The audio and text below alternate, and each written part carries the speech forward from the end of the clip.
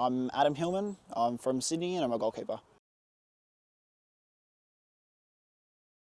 I remember seeing the ad on Instagram, just scrolling. Around that point in time, it had been, I hadn't been playing for about 2 years at that point. I stopped playing because of life just getting in the way and not being able to continue with getting to games and travelling and all that, money being just too much of an issue. I forgot what it was like to play, and I'd not too far before that point of seeing that ad, I'd been having a kick around with some mates and all that, and it reminded me of what it felt like to be in goal. And once I saw that ad, it was a bit of a kick up the arse to just be like, you know what, let's just see where it leads kind of thing. And then went to the trial and the rest is history, I guess. In terms of, if there was ever a point where I was feeling lost or wasn't feeling like whatever was happening, if I was having a bad day or whatever it would be and was feeling a bit lost in my head about the whole process of things. Alan, Mauricio, you guys were on the phone. You could always reach out to you to clarify things and help get you back on that mental train of being motivated to push on kind of thing. So that's, yeah, it's always been helpful.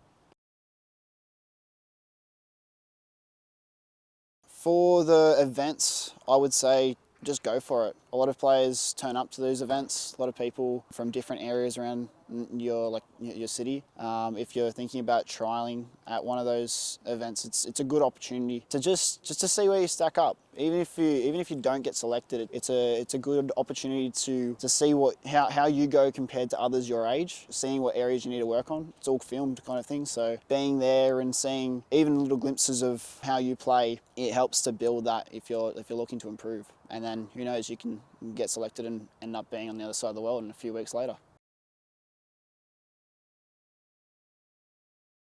From my own personal experience, it's been quite similar to the level over in Australia. The boys in the academy, they obviously are chucked in with the professional teams, so it's getting exposed to a higher intensity, high level. For myself though, I probably would say that the best thing for it is the repetition. You're getting constant in, day out level of work and reps. So whatever you're doing, even if it's not a jump in quality, the constant working on it will improve you. I think the language, probably.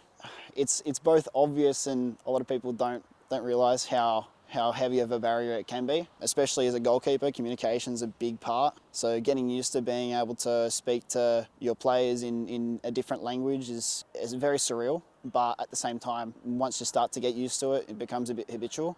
But yeah, I'd say that's probably the biggest thing. Other than that, just getting used to being in a different place, getting in the routine of getting up, going to training in the mornings, or getting up early, getting breakfast in and then going, or doing extras afterwards, working on your game, and then yeah, just getting used to living in and around football. But other than that, it's pretty similar.